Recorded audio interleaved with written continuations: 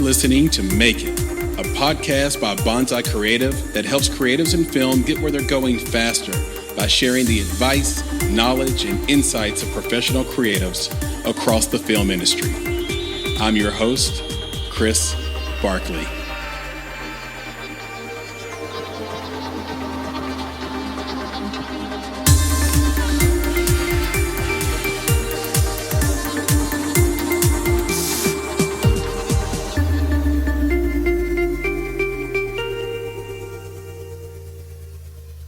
Hey guys, my name is Alex Ferrari, and I am a filmmaker, author, podcast host, and 1,000 other things that I do. But that's what I'm mostly known for. You might know me from being the founder of Indie Film Hustle and Bulletproof Screenwriting .tv.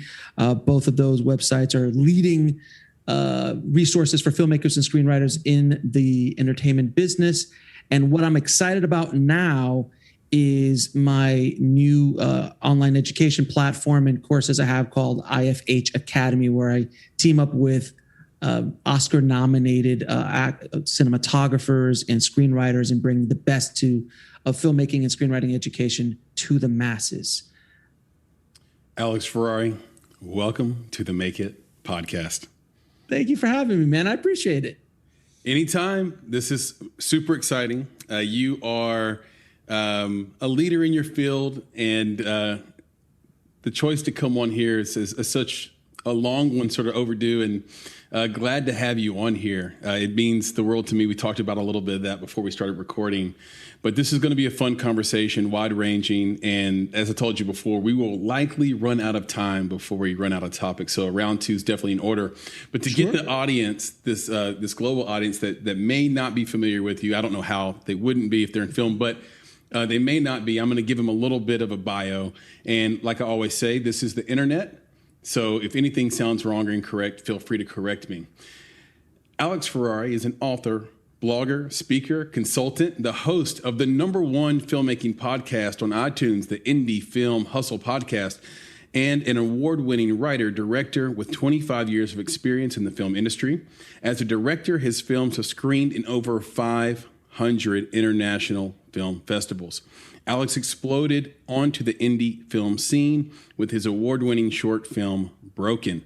To date, the film has screened at over 200 international festivals and has been reviewed by over 250 news outlets worldwide, including famed film critic Roger Ebert. After launching Indie Film Hustle, Alex created the world's first streaming service dedicated to filmmakers, screenwriters, content creators, and artists called Indie Film Hustle TV. That is awesome. Alex's feature film debut was the award-winning This Is Meg. And his current project is the feature film On the Corner of Ego and Desire, a satirical look at the indie film world shot entirely at the Sundance Film Festival. His first book, Shooting for the Mob, hit the Amazon bestsellers list within a week of its release, and his second book, Rise of the Filmtrepreneur, How to Turn Your Indie Film into a Money-Making Business, rocketed to the top of the Amazon bestsellers list, became a #1 bestseller within 10 hours of its release. Make sure I read that right. That's incredible. Alex currently lives in Los Angeles with his lovely family. He's a devoted practitioner of meditation, loves how it aids in the creative process, and he also speaks regularly at screenwriting and film events, festivals, and conventions. Alex, what a mouthful. What an amazing resume. What an amazing career. Thank you, man. I'd love to start at the beginning. What do you remember about growing up in Queens? In Queens, man, back in the day, I was raised in Jamaica, Queens. This is before 50 was there. Excuse me, Fitty. Before Fitty was there. Fitty. I in Queens, man, I just remember New York. I love New York. I love going down the city. My stepfather was a cab driver, so he would take me into the city, and I would sit in the front seat of a cab in New York in the 80s and sit there all day with him, like 8 hours, just driving around town with him. And I would just like see all these crazy. It's like an episode of Wall Street meets like After Hours from Scorsese's After Hours. It's like, it was an insane time, but it was fun. It was a lot of fun. I fond memories of New York. Very, very fond.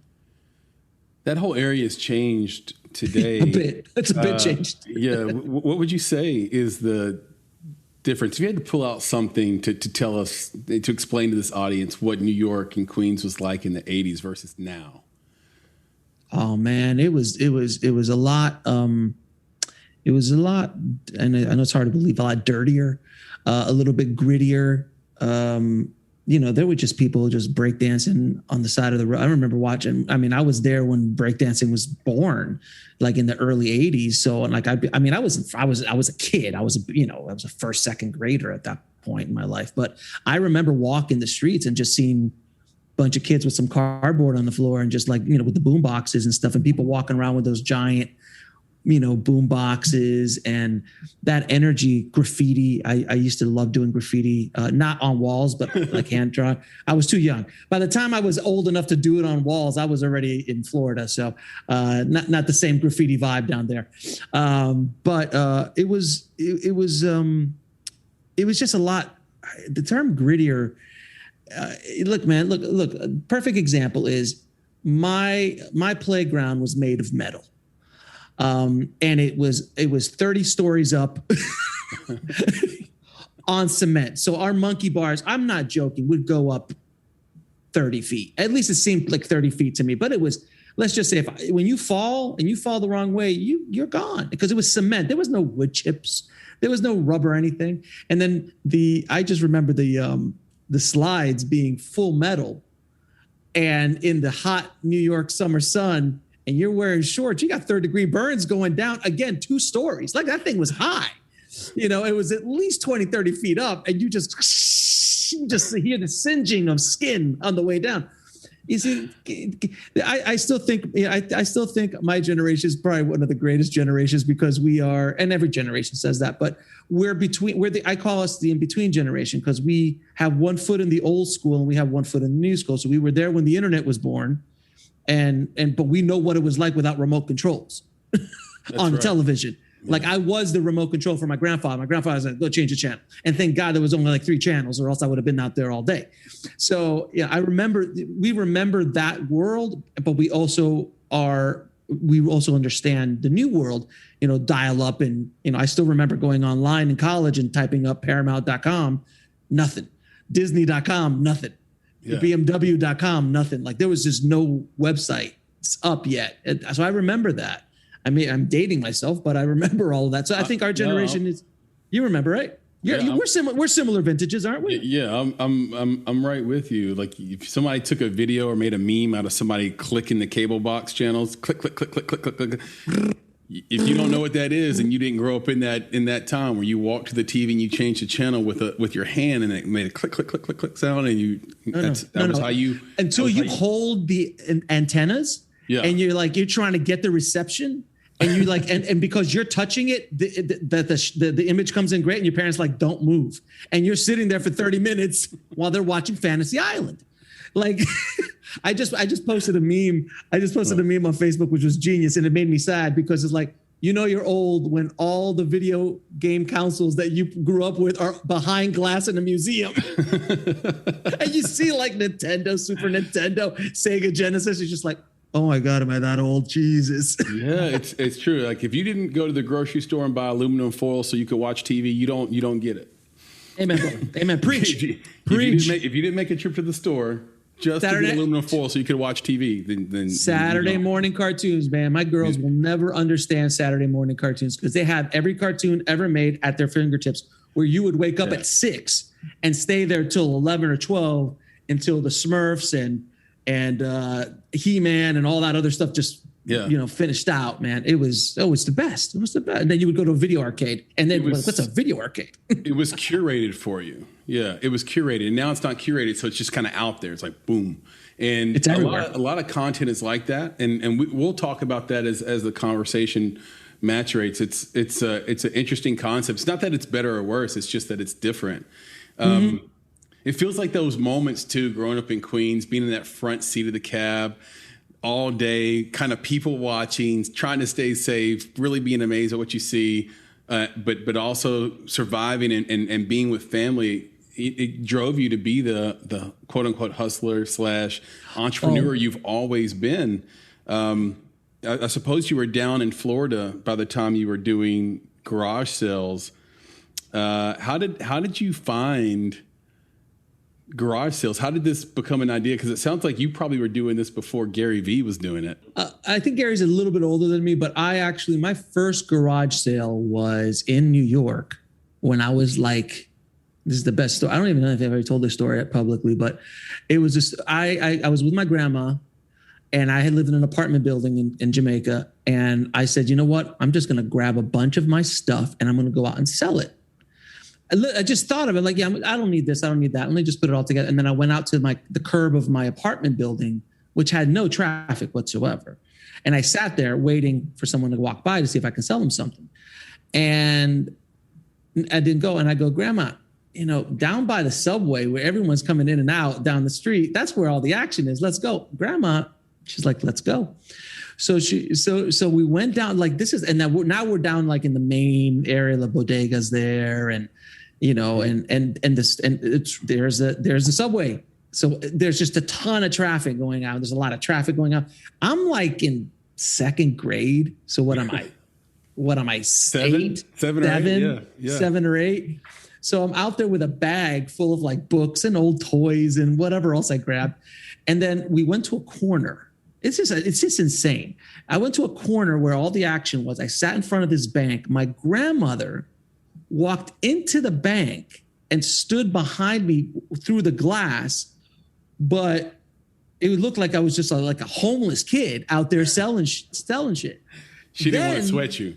She didn't want to be like hanging out, like, cramping my style. So she was supportive. Then my mom is coming home from work, comes out of the subway station. There's just pre-cell phones, pre-texting, pre any of that stuff. Right. And so imagine your mother walking up, hard days of work, just took the subway 30, 40 minutes home. She's walking and she sees her son by himself in the middle of like the street selling stuff. Could you imagine what went through her head? The grandma came out. 8, like, 7 or 8. Yeah. Yeah. And I sold nothing, by the way, but that was the genesis that's the very first time I ever tried to hustle, try to sell something. Then when I got to Florida, I just figured that out. I was like, you know what, let me put all my toys out. But then I went out in front of my father's house where there was a lot of traffic. It was a good amount of traffic that would flow through the street that was there. He lived on a corner, and I just started selling. And then all of a sudden, after the first one I did, I was like, oh, I made $80 today. That's a lot. And then I'm like, okay, let me just keep going. So every weekend I would go and I would work. And I was the only kid that was flush all the time. Like I was always rolling. And then I was also like Gary Vee in baseball cards, Garbage Pail Kids, comic books, all that kind of stuff. I hustled all that stuff back in the day with the Jose Cansecos and the Don Mattingleys of the world and Garbage Pail Kids. I mean, that's really dating me, but I was just like, first series, second series. And then comic books I'd been into since third grade, fourth grade. I was probably collecting Spider-Man, X-Men, all that kind of stuff.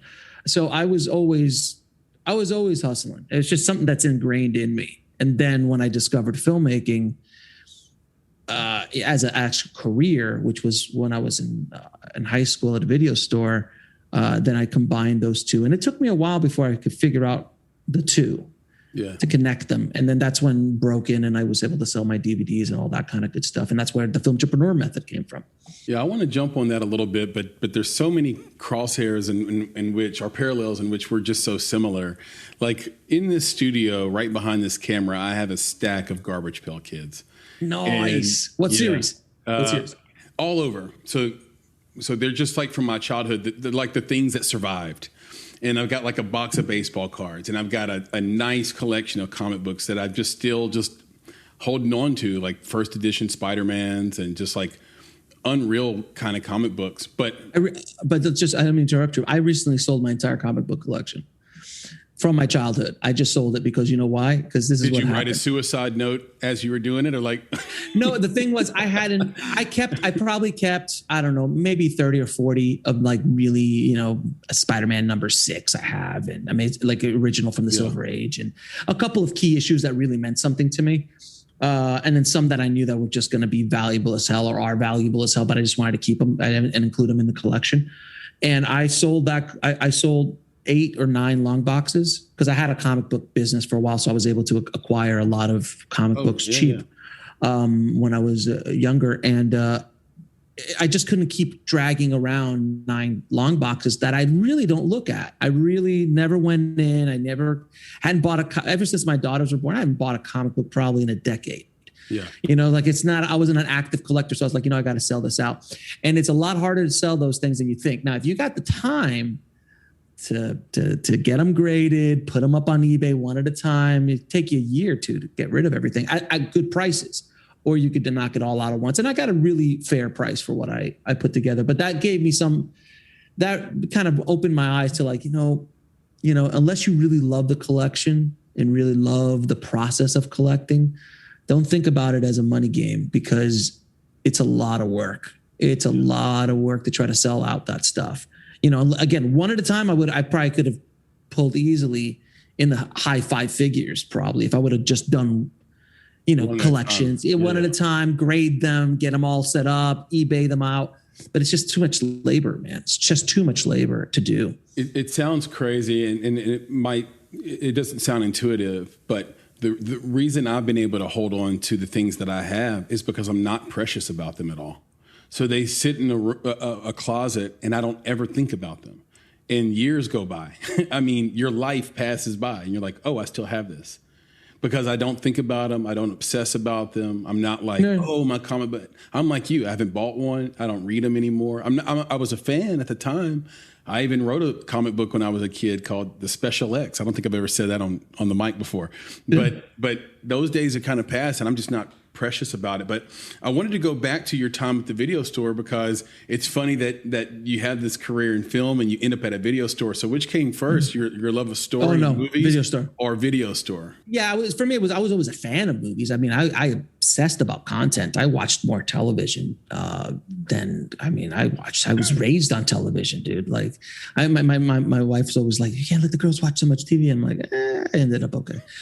So they didn't hear me, did they? But no, I was very literate in the world of storytelling and content, just purely because I had just been absorbing it most of my life. Yeah. And what was your favorite movie growing up? What was the one that inspired you the most? The one that was the first time I ever thought of being in the film business is after I watched E.T. And I was in 82, so I was in 2nd grade. Yeah. I had no idea what that was. I just decided to go home and start writing a screenplay. And I didn't even know what a screenplay was, but I just started. And basically the beginning of my screenplay was a young boy meets an alien and they befriend each other. And then the pretty much where it ended. So I was already, it was already plagiarism. But that's the way I started. And that was the first time I ever thought about it, because you have to understand too, and I think you do, but a lot of people don't understand now that being a filmmaker is not a thing in the late 80s, early 90s. That's not a career path. Not really. It is still on the outskirts. It's an outlier kind of career. It still is to this to a certain extent today, but there's so much more information about it. Like there was nothing. There was no tutorials. There was no YouTube.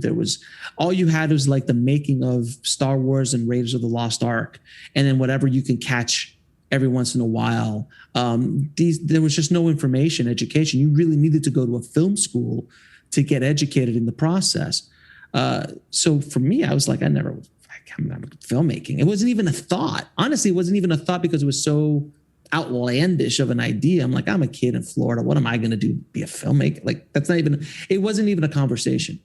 But yet I was gifted a camera when I was in high school. My grandpa gave me a camera, a Hi8, and then I started shooting stuff and I started playing around and editing between via VCRs and stuff.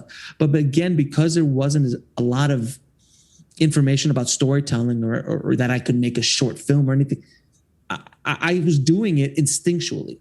So I created a bunch of shorts for my classrooms and stuff, but I never actually sat down like, oh, I'm going to go tell a 5-minute short film. Like it again, wasn't a concept that I was, even if I had someone say, hey, you could do a short film, I would have done one, but no one around me. I was not in that environment. But then afterwards, I graduated high school. I looked around my room. I had 3,000 VHSs in my collection. And I said, I guess I'm going to be a director. I guess I'm going to be a director. And that was it. And that was simple as that. I was like, okay, I'm going to go be a director. And told my mom, she was like, okay, let's send you to film school. And originally I went to the, what is that called? Art Institute of Fort Lauderdale, which was a horrendous experience because they didn't have a film program. They had a television program. And I was sitting there going, this is garbage. I don't want to be in a freaking television studio. Not that there's anything wrong with that. Just wasn't my path. And then they were passing around like it was weed, a brochure for Full Sail, which was like, look, it's a film program. You get to play with cameras and all that stuff. So I went up to Full Sail in Orlando, went to school there. And, I rag on it a little bit because I was like, I didn't learn a whole lot because a lot of the stuff that was happening when I went in 95, 96, I think it was like 95, 94, 95 was when I started. The technology was changing. So all the stuff I learned was all analog stuff mostly. And nonlinear editing was barely a thing yet. Avid is barely a thing. Yeah. So a lot of the stuff I learned was basic stuff that nowadays you can pick up on a YouTube channel fairly easily. I didn't learn a whole heck of a lot. It was fun as hell. I had a ball. It was a great experience. I learned, and I'll tell you a story. I don't even know if I told this story publicly either, but in Full Sail, I wanted to direct our final project. And I made it very clear to everybody that I wanted to be the director since I walked in the door. And at the end, one of the politicians of the school picked some other person to direct. And I was like, and everybody around me was like, why aren't you the director? I'm like, I don't know, because my story's too out there or whatever. And they didn't want to do it. So they picked whoever script they became the director, even though that person didn't even want to be a director, nor did they ever do anything afterwards. So I got pissed. I was like, all right, this is what I'm going to do. I'm going to raise a whole bunch of money and I'm only going to let them use my money if I get to direct. So I went out. So this is how I hustled in college.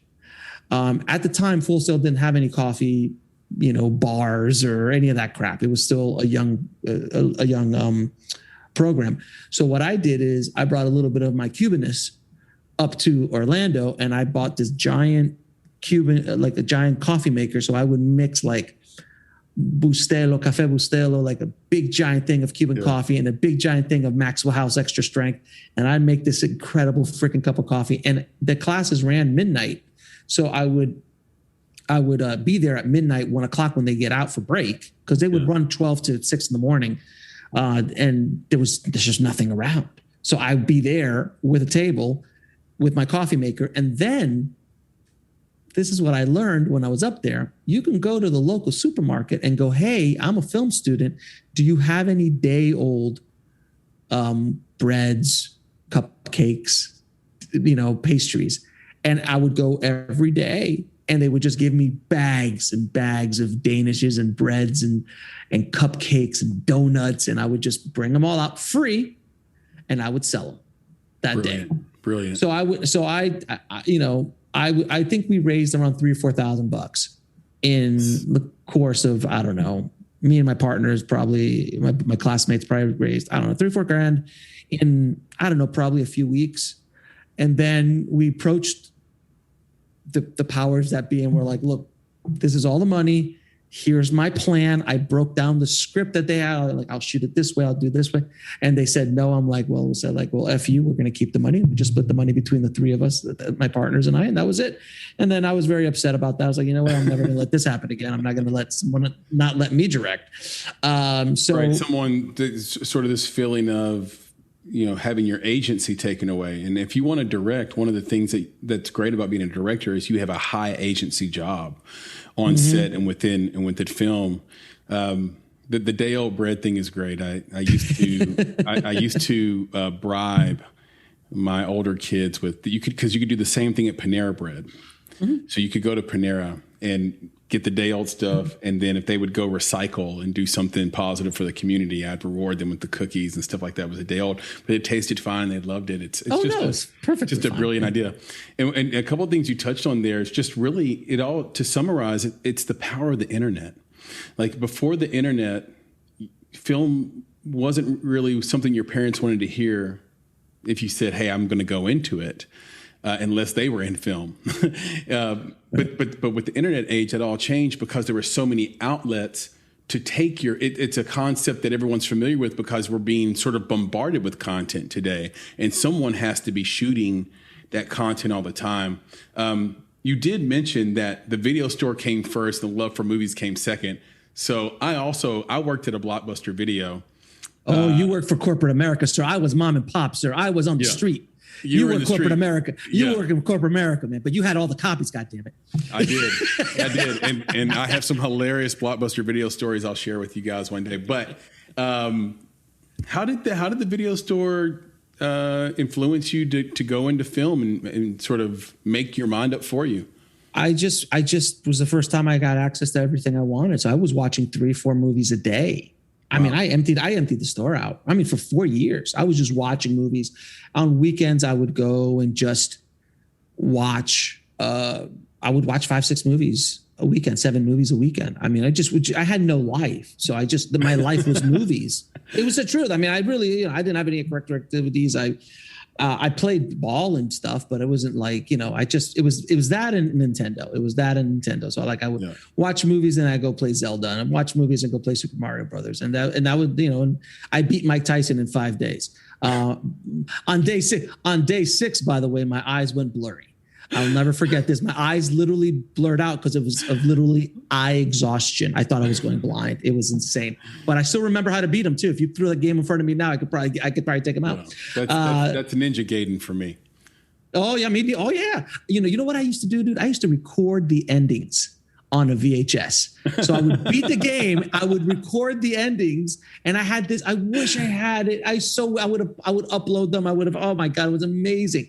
I would VHS all the endings. So I had Ninja Gaiden, I had all the Castlevania. Jesus Christ, that took forever to beat. Yeah. But yeah, I recorded so I would sit there like with the record button and I'd be playing. I'd be like, ding, and then I would just go at it. It was crazy.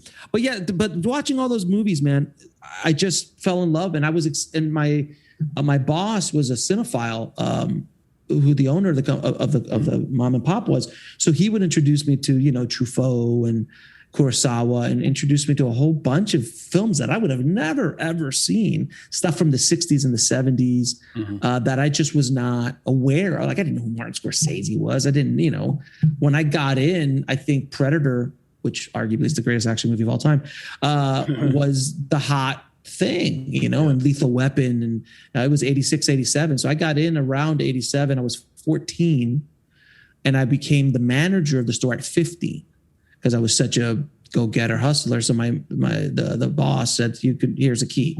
So and then I was the boss of 21-year-olds, which was fantastic.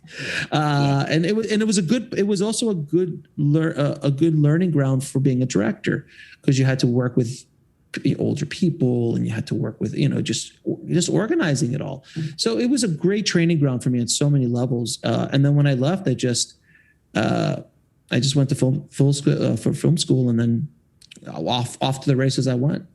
I don't think it's any secret that you are a high ingenuity, sort of high agency person. Tell us the Hollywood Video story.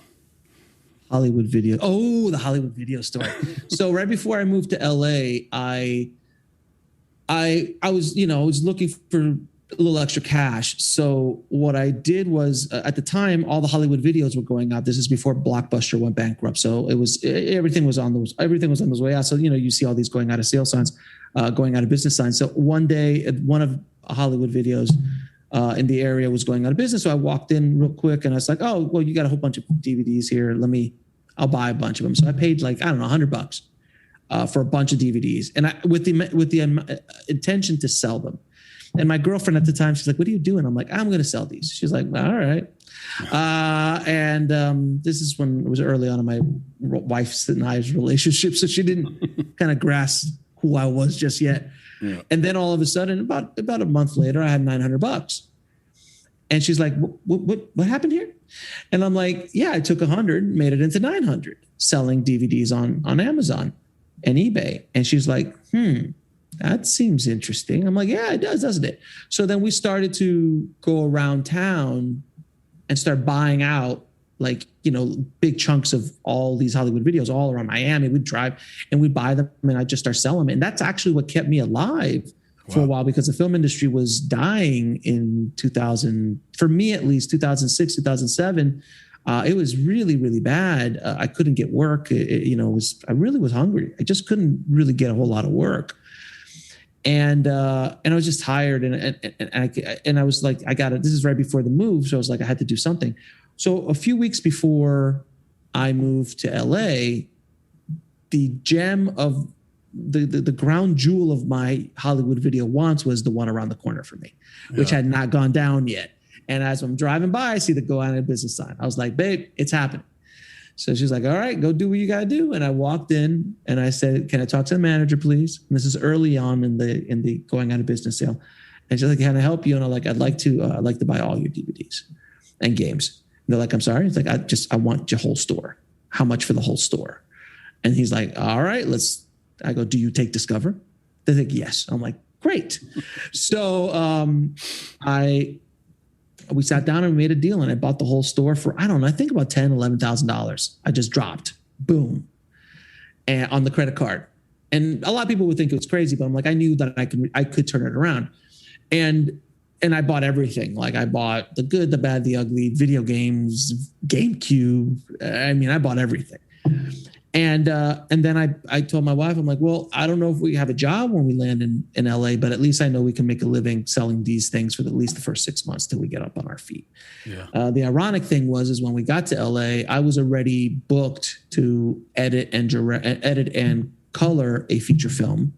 And then an old client of mine called me up, and so I was working. I literally had to rush to get my system up so I could start working in my apartment in North Hollywood. And my wife got a job 3 weeks later, and then the economy collapsed. And we completely coasted. Thank God we completely coasted through the whole thing. Well, it's amazing how the universe responds to someone who puts effort out into the world. Yeah, there's no question. And then we ended up for the next year selling those DVDs, and I don't know, probably made about $40,000 off that.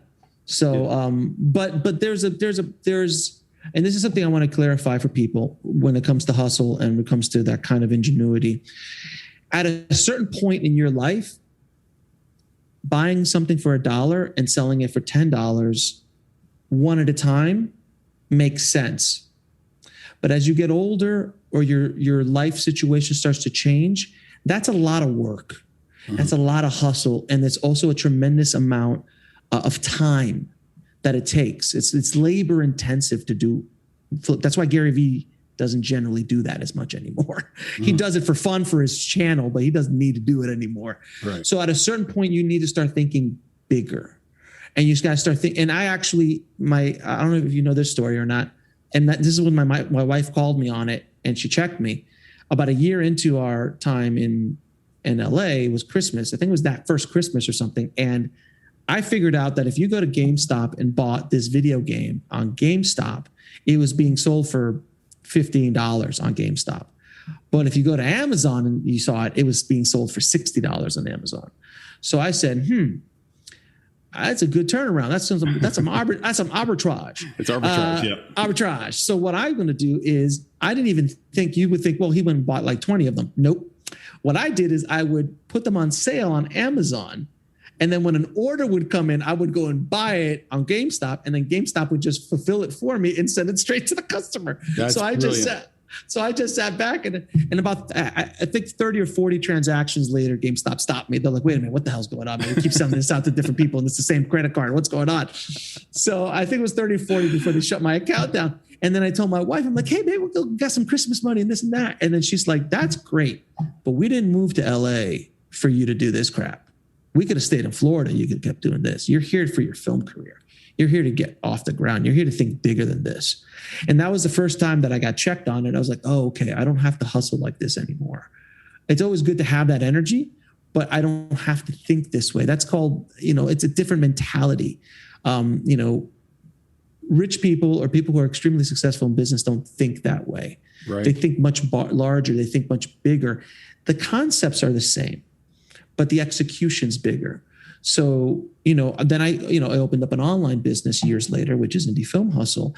And now my business runs for me 24/7, 7 days a week with very little labor in the actual execution of sales because it's mostly digital assets. Right. You built such a good infrastructure, such a tight infrastructure that it allows for the passive income to flow through. And kudos to your wife, by the way, because so many times that, we hear it's one or the other. It's like, hey, my family either really supported me or my significant other is sort of passive aggressively preventing me from being as great as I want to be or doing things I want to do. And how do I deal with it? And so not everybody gets that person who's really like, let's move across the country.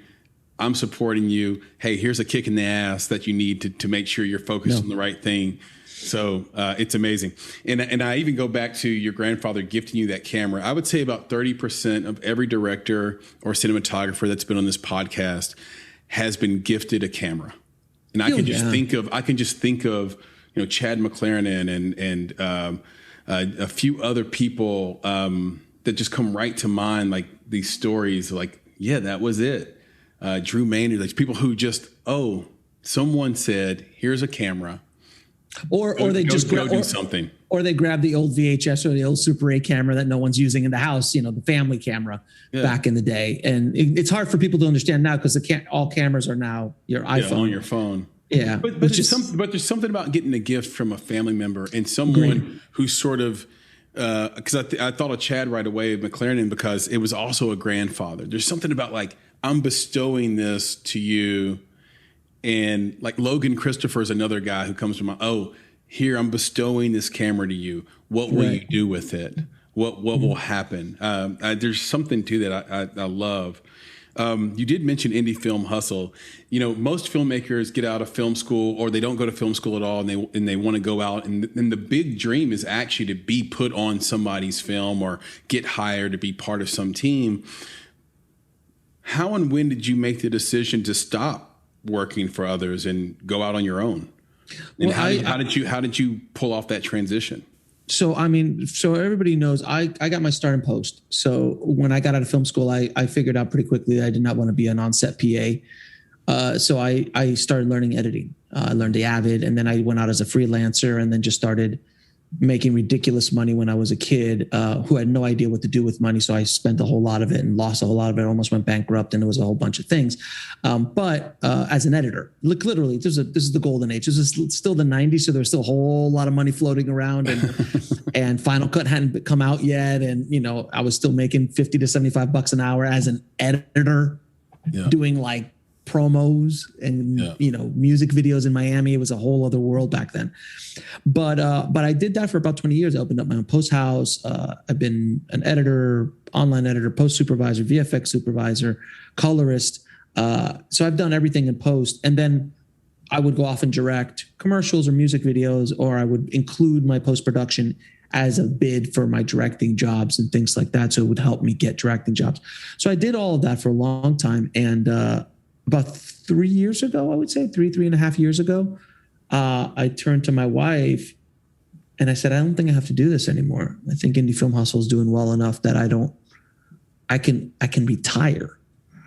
And I know it's hard to hear when I say that, when I say it out loud, it's like, but I was like, I'm going to retire. I literally got an email yesterday, someone asking me, hey, can you color this movie for me? I'm like, I'm retired. And here's another person that you can use. So I just left it. I let it go because I was able to build up Indie Film Hustle to a place where in Los Angeles, with a family, living in Burbank, I could afford to live and pay my bills. So the company was doing well enough that I could do that. And it was great. And not having to work. Look, I had wonderful experiences working with clients throughout my career. I learned so much from them. I have stories upon stories about what happens in a post room. You spend 8, 9, 10 hours with people weeks on end, you're gonna hear some stuff, and see some stuff. But I've seen the good, the bad, and the ugly of the filmmaking process, just from my point of view as a post-production person, let alone on set, let alone through my own life experiences and things like that. But once I decided to stop, I just stopped. And it was a slight bit scary at the beginning because, again, there's that back of the head. You're just like, fear. If someone shows up with 20 grand, you're going to turn that down? And I say, yeah, I am. Because it's okay. I might not make that 20 grand this week like I would have if I would have done the post job, but my time is better spent building something else. And also, as you get older, you start realizing you want to be happier in life. Yeah. And the things that you put up with in your 20s and 30s, you probably aren't going to put up with in your 40s if you have a choice. So once I got into my 40s, I was just like, yeah, I don't have to bring along some young filmmaker who has an ego and has no idea what they're doing, and they're asking me to fix their movie again. Out of every 10 movies or projects I would work on, one was like someone who really understood what was going on, and I enjoyed working with them. But even most of the times, it would be just me fixing other people's problems, especially at the budget levels I was working at, which was like, million and below, $500,000, $250,000. Right. The quality in LA wasn't and you can go to my IMDb and you could check it all out. I loved all of them. I'm not trying to be negative towards any of them, but some of them, had issues. And a lot of them had egos that were out the door. And I was like, I don't want to deal with this anymore. I'd rather just do what I'm doing and helping people with indie film hustle and bulletproof screenwriting and everything else I do. So I just really rather not do it anymore. And that's exactly what I did. But I'll go out and work with a client to direct a commercial or a music video or a show. That's a different conversation. That's a collaboration.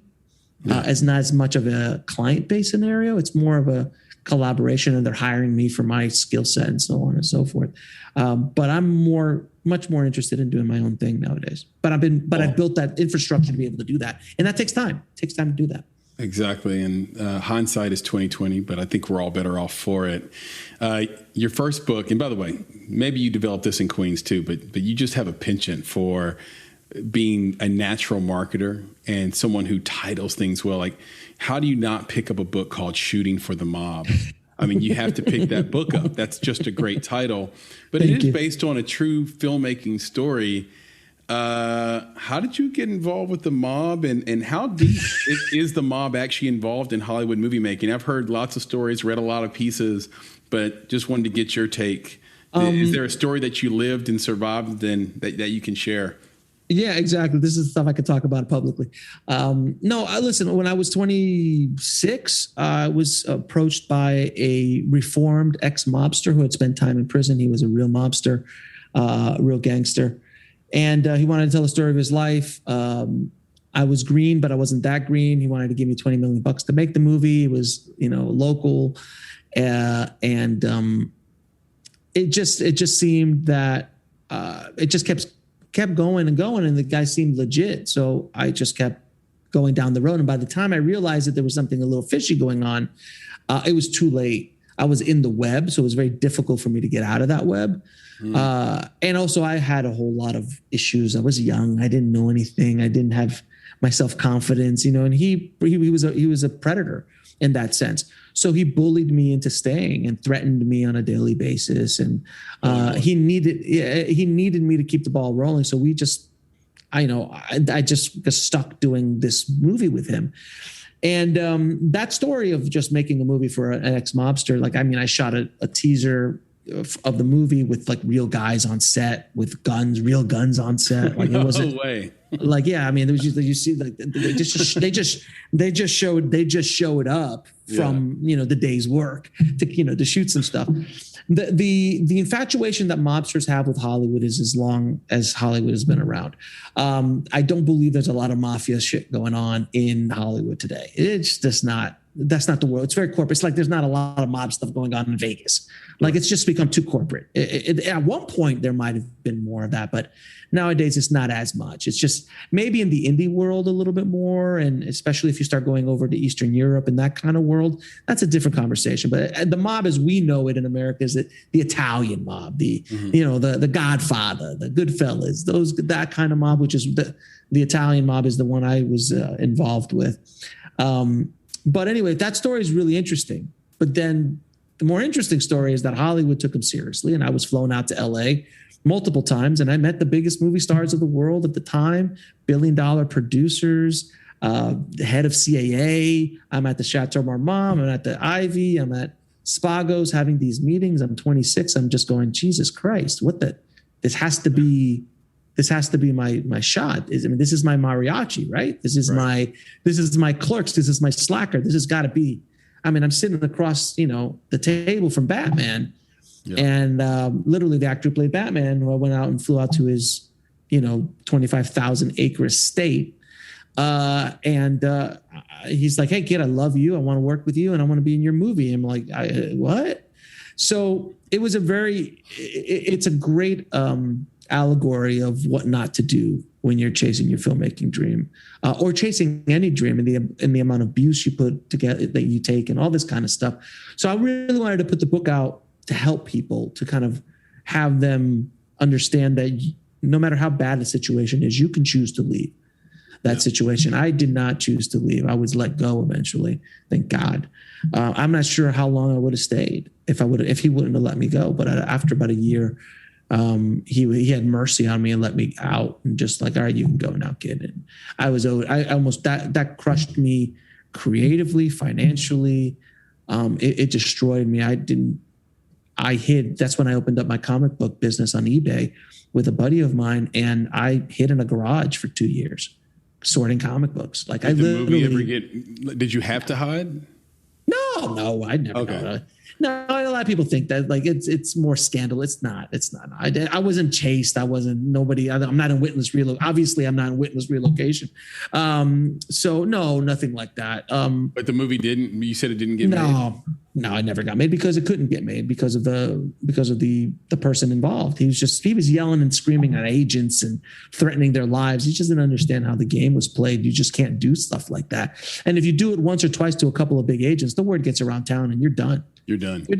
Yeah, you're done. Then now you're on the outskirts, talking to actors on the outskirts and agents. So if you're talking to an agent who will actually talk to you, that's probably saying something, all sorts of stuff like that. But during the heyday, before the town knew what this guy was about, I was meeting some of the biggest movie stars in the world. It was insane, the stories I have.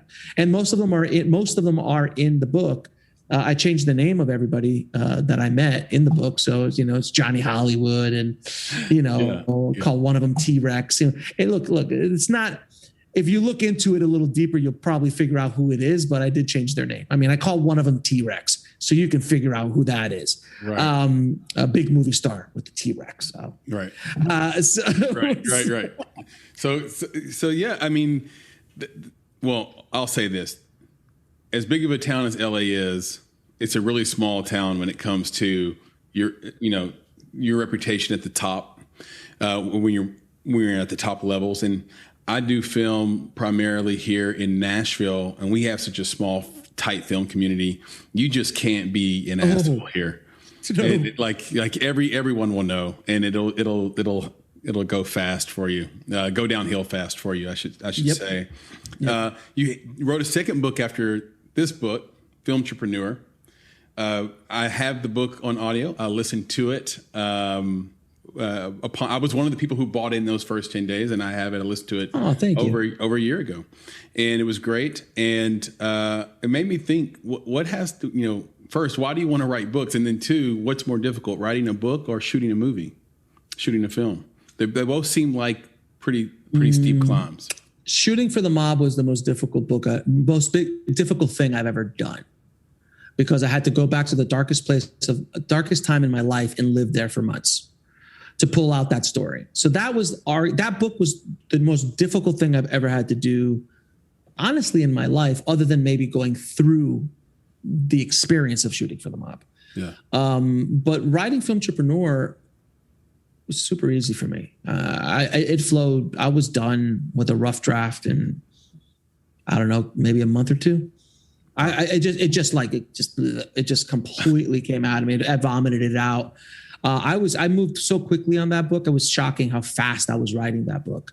In my current book I'm writing, I haven't been writing it as much. I've been on and off because of the other things I've been doing in life. But when I write it, it just comes out. It flowed. Whereas Shooting for the Mob, it flowed, and then I would get to that place where I gotta go to that dark place. Let me just skip that chapter. And so I literally cried while I wrote that book, because you're just going back to the darkest times in your life to do that. It was very difficult to do. And then doing the audiobook, it took me I wrote Shooting for the Mob, put it out.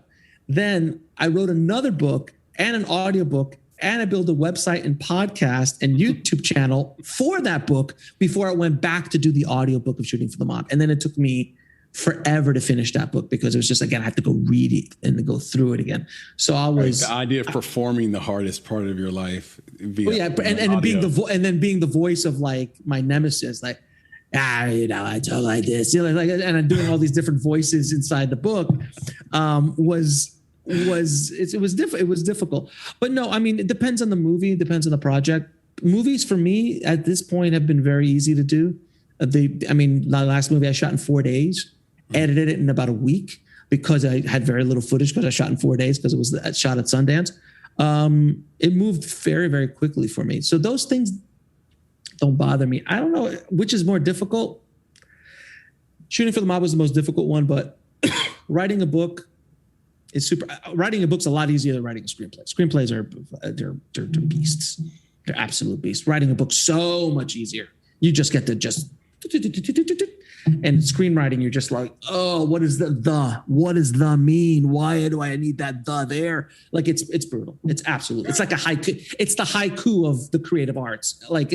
It's horrible. It's horrible to write a screenplay. Yeah, it's funny because everybody can write a haiku, but very few people can write a good haiku.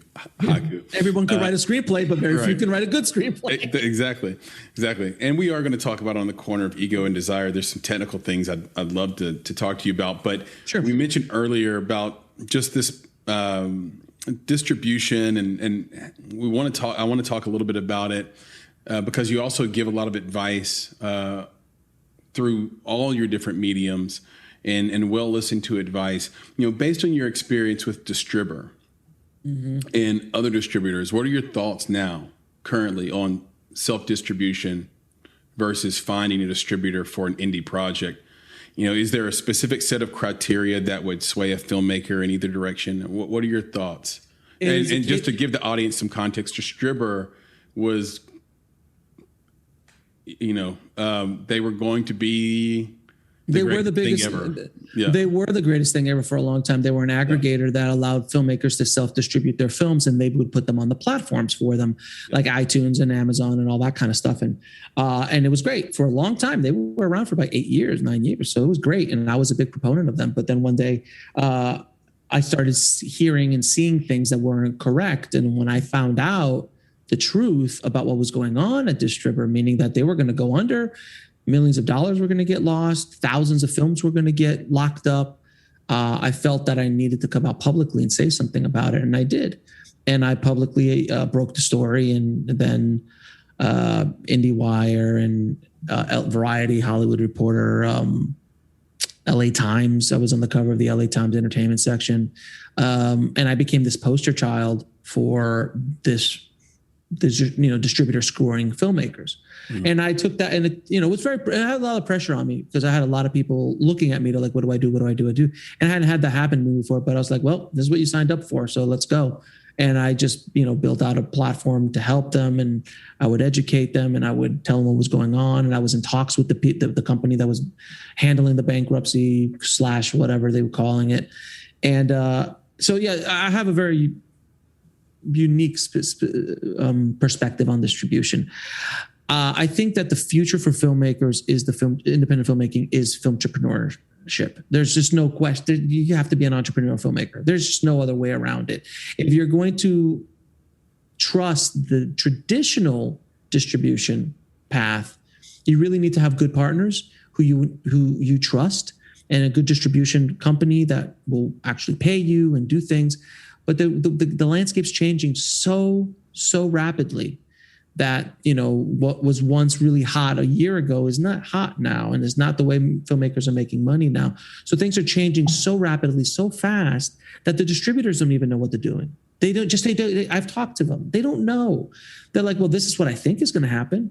And that's why we're asking for 15 years to hold on to your movie, so we can maybe make our money back down the line when some other thing comes up that we can start generating revenue with. But it's a brutal thing. I think that it's a case-by-case basis on a filmmaker and film. If you're going to go down the entrepreneurial path or filmtrepreneur path or the traditional path, there's no reason why you can't do both. So I'm a proponent of creating revenue streams outside of the traditional model that you control, while using the traditional model to get your film out there and market it. So like with a movie like mine, like Ego and Desire, I truly didn't care how much money it made, through exhibition. Yeah, it makes some money, and it's made money, but for me, I mean, it also cost $3,000. So it's not a big loss for me. But the thing was that I was building revenue streams outside of it. So Ego and Desire is basically handcrafted for my audience. And I put it out there for my audience. There is product placement inside of the movie, which is myself as in the podcast. So if you're a filmmaker watching this and you see about this podcast and you see me, chances are that you might go and investigate what's going on with Indie Film Household. And then once you get in there, there's 1,000 revenue streams that I can create. Also, there's 1,000 ways I can serve you. And the other thing is, you can be listening to me for free for the next 10 years and not pay me a dime. And right. I'm good. And I'm gold with that. That's fine. I get taken care of. No, I'm good. I'm here to provide a service. And then if you want me to go, want to go to another level, then there's things you can pay for.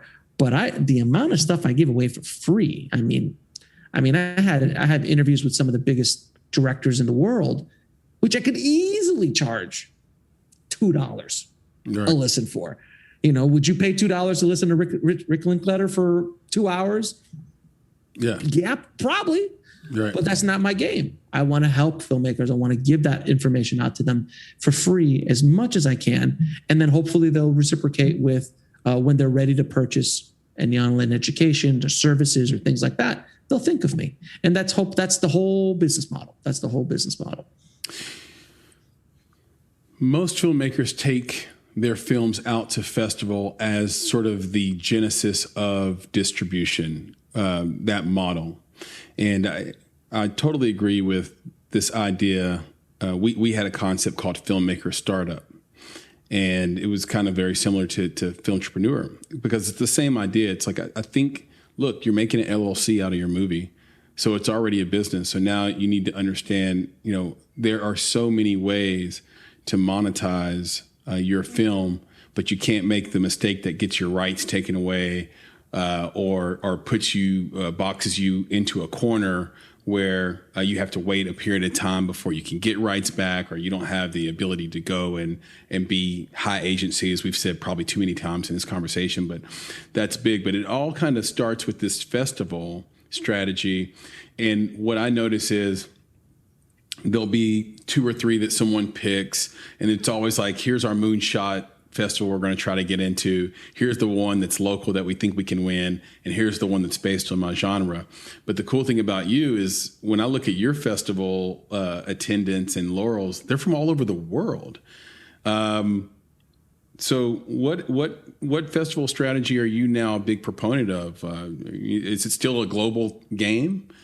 Listen, I love festivals. I think if you haven't been at a festival with a movie and walk that red carpet, you got to do it. It's so much fun. I've done it hundreds of times in my career.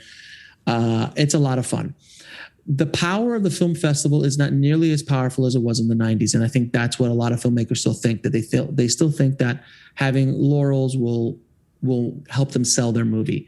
Right. I'm here to tell you that there's a handful of festivals that mean anything to the bottom line. And there's I can count them on one hand. All the other festivals are awesome, and they're wonderful, and they do great work, and they, but it's not the end all be all that it was in the 90s. In the 90s, it was all about, what festivals are you in? What awards did you win?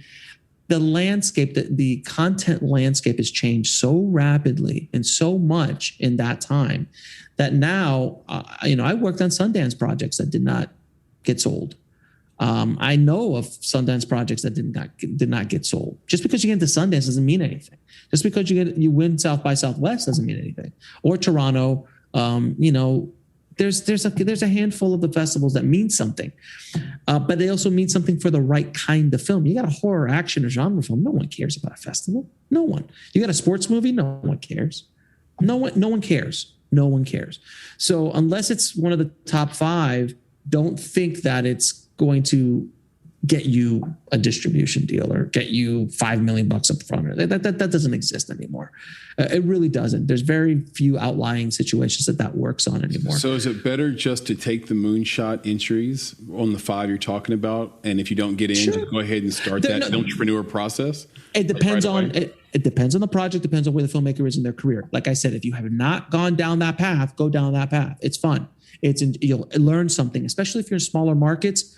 If you can get into your local film festivals, like the Nashville Nashville Film Festival is amazing. Yep. Down here, in LA, obviously there's 1,000. Texas, there's a ton. It depends on where you are. But even if you're going out of state, you're going to meet people. You're going to learn things that you won't learn in your own markets. You go to the LA Film Festival and take a bunch of their conferences or something like that, or go to Holly Shorts and for the short films and listen to their conferences. You're going to just learn stuff that you're just not going to learn in your market. So there's a tremendous amount of value still in film festivals, but don't go into it thinking that that's going to help you sell. It won't.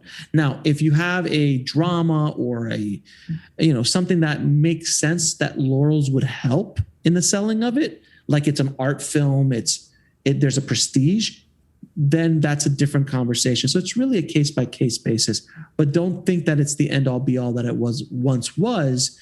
Because before, like I said, you got into Tribeca, you got into Toronto, you automatically got distribution. Those days are gone. There's just too much content, too much competition. Now I see movies with stars, with faces that are having difficult times getting distribution. So it's a lot different than it used to be.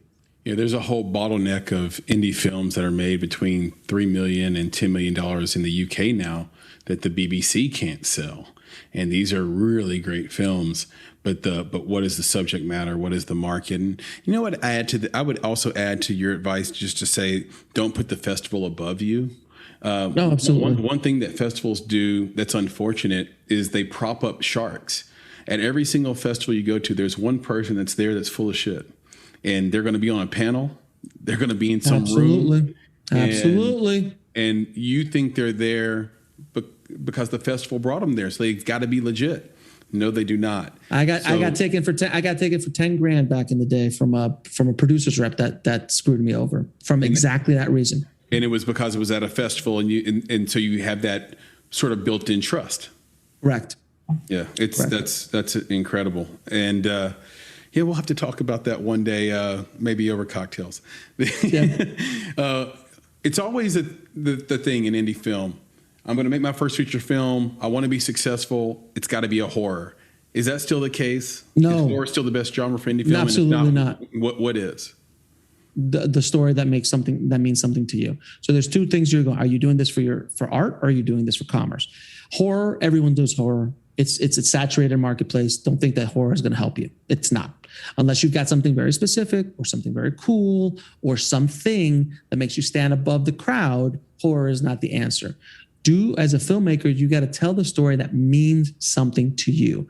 And if it's more on the artistic, personal side, keep that budget as low as humanly possible. On the corner of ego and desire, I would have not felt comfortable taking $50,000 for it or $100,000 for it. I just wouldn't have, because it was very niche. It was aimed to filmmakers.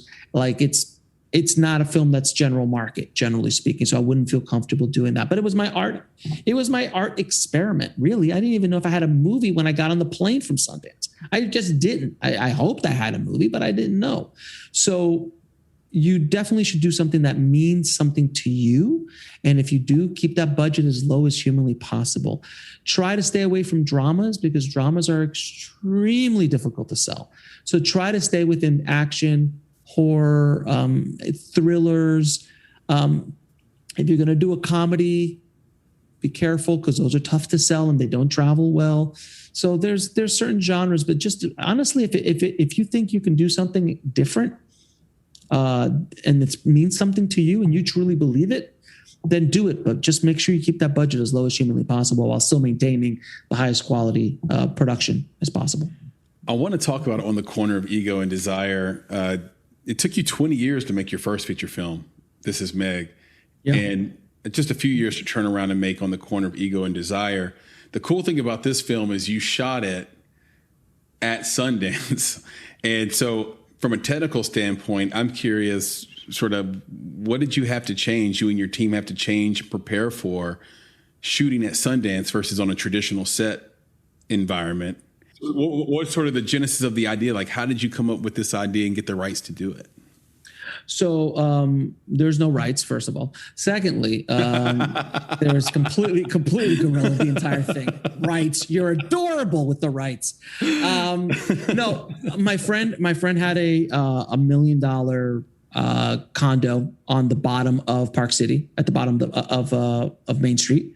And we were going to go there. I was going to do interviews there like I did the year before. And I said, I don't know who came up with the idea, but it's like, hey, let's shoot a movie. And they're like, okay, let's shoot a movie. They're like, what's it about? And I'm like, I don't know. Let's make it about 3 filmmakers trying to sell their movie at Sundance. And let's make it the most ridiculous filmmakers, every story, every ego-driven trip, every mistake. Let's make this a cautionary tale, but like a satire. And my producing partner, Adam Bowen, said, sure, let's do this. And 2 months later, we were at Sundance and I cast over Skype. I never met my actors personally. So when I first saw them was the first time I saw them at Sundance. We got there. I wrote a scriptment. So it was a very structured outline to the entire process. Went out and just started shooting. And I had been to Sundance probably 8-9 times. I love going to Park City. Okay. I love going to Park City. I love going during Sundance because it's just a wonderful time. It's a playground for filmmakers. It's just a wonderful experience. Even if you have no movie there, I've never had a movie there. So it's just a wonderful, wonderful experience. And I just knew everything. I knew where to go. So I was already like, oh, I'll shoot over here in this corner. I'll shoot in that. I'll go into that restaurant. And we just ran around with a Blackmagic 1080p pocket camera with 2 lenses. So it was me, my DP, my sound guy. That's it. And a buddy of mine who would like kind of just help with whatever we needed, and my 3 actors. And we just ran around Sundance shooting stuff. And we just like, okay, let's start shooting this. Let's start shooting that. Boom, boom, boom, boom. And that was all we did. And I just ran around and I just said, no one's going to stop me because it's Sundance and I'm going to have a really little camera. But once I was nervous. I was like, are they going to stop me from making but no one cared because everyone's got camera. I'm like, I could have shot this with the Alexa. No one would have even looked at me twice because it's in the middle of Sundance. So no one questions it. But I shot scenes in Sundance headquarters while the festival is going on. And I would tell people, get out of my shot. My DP was like, dude, we're not supposed to be here. I'm like, I don't care. The director and me like, you're ruining my shot. Get out of my shot. I would do that kind of stuff all the time. I mean, we lit with, it was all natural lighting. I think we had 1 light in the interior. And I think you can even see the shot where I'm interviewing one of my actors, because there's moments in the movie where they turn to the camera and talk with the light off the iPhone. I'm like, we need a fill here. Let's go here. My DP is like hitting record and holding his iPhone and getting light on his face. Like it was that was the kind of true skeleton. It was great. But it's probably one of the most beautiful things I've ever shot. I blew it up to 2K for a DCP to be played at the Chinese theater. Yeah. And I had never seen it. And when I walked in, I saw it. I was like, oh my God, this looks gorgeous. And I wanted to shoot it with the 1080p because I love that camera. I love the aesthetics of that camera, but it's a Super 16 sensor. So I wanted to kind of kick it back to that 90s indie film movement style. So it was a little bit grainy, a little bit Clerks and mariachi style. So, we did that. And the lenses I used were vintage lenses. And I mean, it was very strategic on how we did it, but we shot the whole thing in 4 days. I would stop shooting. I'm like, guys, I got to go do interviews. So like, you got 3 hours, go do something. Like we didn't like shoot all day, every day. Like that was total of 30. I think it was total of 36 production hours total. And it was insane. It's insane. It was insane. I can't even believe we did it. It was ridiculous. It's a super cool idea. Super cool idea. And you're also super cool, Alex. And you've been so generous with your time. I have some shotgun questions I want to ask, and then we'll get you out of here.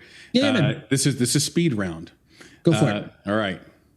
What's the best piece of advice you've gotten in your career, and who did it come from? Richard Linklater said this on my show, and I think it's an amazing piece of advice to everyone listening. However long you think it's going to take, it's going to be twice as long, and it's going to be twice as hard. However long you think it's going to be to do whatever you're going to do, twice as long, twice as hard. If you could be reincarnated as someone you admire and love for their technical skill or aesthetic eye, who would it be? Does it art or just anybody? I was thinking in film, but it can be anybody. That's an interesting take. In film, Kubrick. There's no question it would be Kubrick. In life, Paramahansa Yogananda. Who is that? The educator. Yogananda was, he is the author. He was a yogi. He was the yogi that brought yoga and meditation to the West. Oh no, I know this. Yes, I know this person. Sorry. Yes. I have a book. It's called Autobiography. It's Autobiography of a Yogi. Yeah, I have. Yeah. That's that. I would like to be him if I could come back just for what he did.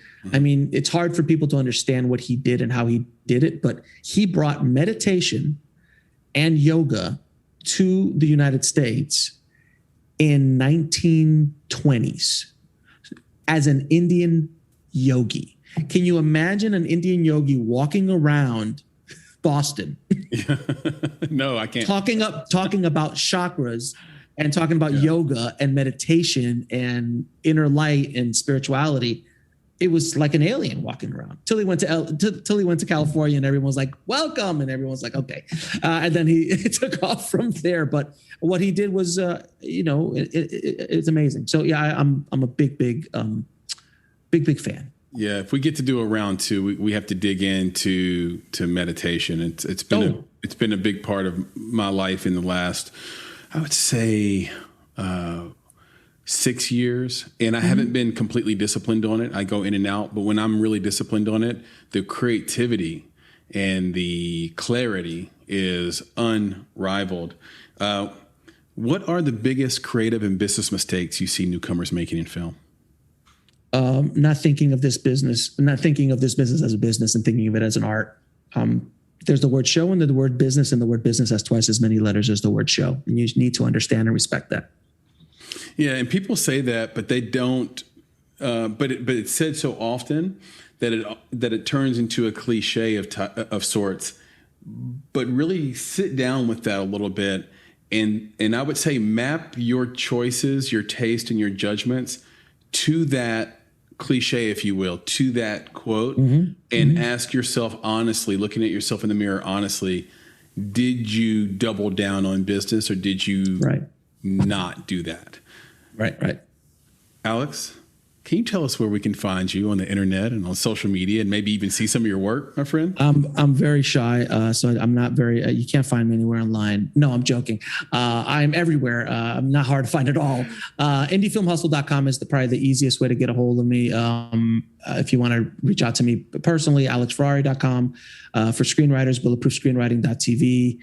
From Filmtrepreneurs, you can go to filmbusiness.com, which is a shortcut to go to filmtrepreneur.com. My movies are available on Amazon. You can watch them there for free. IndieFilmHustle.tv is the streaming service. IFH Academy is the course, all our courses. And I'm sure I'm missing a few other things, but just type in Indie Film Hustle on Google and things will come up. You're everywhere. I'm everywhere and I'm nowhere. You're a blizzard of content. Alex, I think the audience is going to do that, and we'll end on this. You've got books. You've got films. You write. You direct. You produce. You have blogs, podcasts, classes, courses. You even do consulting. I watch some of those, and you keep it real with everybody. They're awesome. What's the secret of spinning all these plates, and what does success look like for Alex Ferrari? Success for me is being able to help as many souls as possible on this planet, helping them on their journey creatively, or helping them on their journey, period. Because a lot of the things I talk about transcend the film industry. There's things that you can bring into your own life, regardless of what you do. But that, for me, success is to touch as many people and souls around the world as humanly possible. That in a positive way, in a very positive way, and hopefully lift us up a little bit from this kind of very negative place that we're all in right now in this time period that we're in. It's very, it's a rough time to be around. I mean, I grew up at a different time where you could go out and until, you woke up in the morning, you go out, you play, and then you would come home when the lights went out.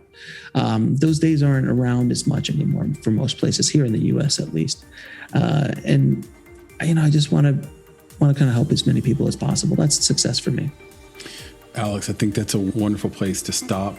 Until round 2, my friend, I'd wish you the best of luck, but I know you don't need it.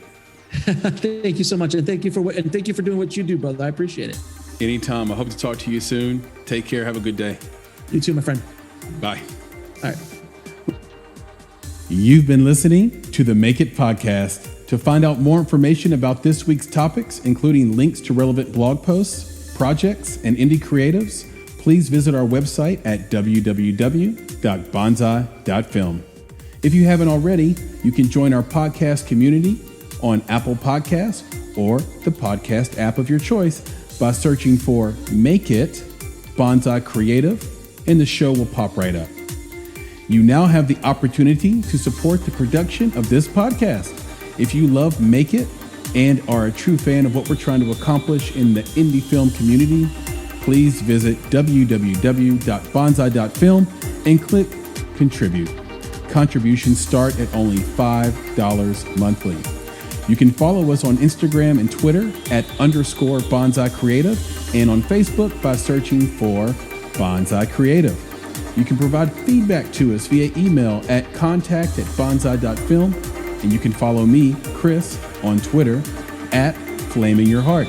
That's FLAMEINURHEART. And of course, if you're looking to take a big step towards your filmmaking success, go to www.bonsai.film and click on Services to explore a variety of offerings, from keynotes and panels to pitch readiness assessments and so much more. You have everything to gain. Until next time, be better, be creative, be engaged, and thank you for listening.